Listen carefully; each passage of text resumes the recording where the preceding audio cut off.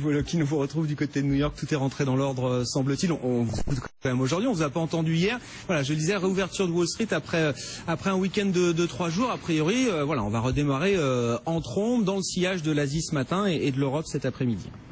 Oui, malheureusement, on redémarre en trombe, mais pour les mêmes raisons. Et je dirais que si les marchés mondiaux maintenant sont corrélés à l'humeur des dirigeants chinois et à la hausse ou à la baisse des indices chinois, ça va devenir très très difficile de naviguer ces marchés. Mais enfin, on prend ce qu'on a, et c'est vrai qu'aujourd'hui, les futurs sont bien orientés comme chez vous. Bon, et puis un mot de General Electric, on en parlait il y a un instant dans ce journal. On va avoir le feu vert de la Commission européenne. C'est une bonne nouvelle. Est-ce que ça faisait peser un poids particulier sur le titre de General Electric pour la partie américaine de ce deal?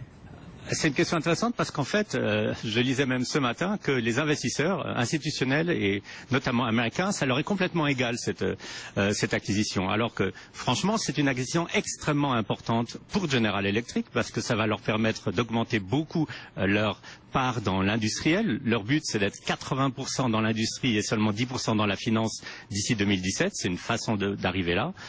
Et puis, c'est très important évidemment pour Alstom qui avait besoin de cette acquisition, tout simplement pour survivre et pour pouvoir conserver des emplois. Donc, belle acquisition, très très très bon plan de la part de GE, mais qui n'est pas franchement salué pour le moment par les investisseurs qui veulent quelque chose de plus immédiat. C'est clair que ça va prendre du temps pour que ça rentre dans les comptes d'exploitation. Oui, effectivement, c'est un deal compliqué, on l'a vu, ça fait des mois, des trimestres que ça dure et tout ça va se mettre en place dans les prochains trimestres encore et ça prendra sans doute quelques années avant que tout soit correctement branché entre GE et Alstom. Merci beaucoup Grégory Volokin, le président de Mastercard Financial Services à New York.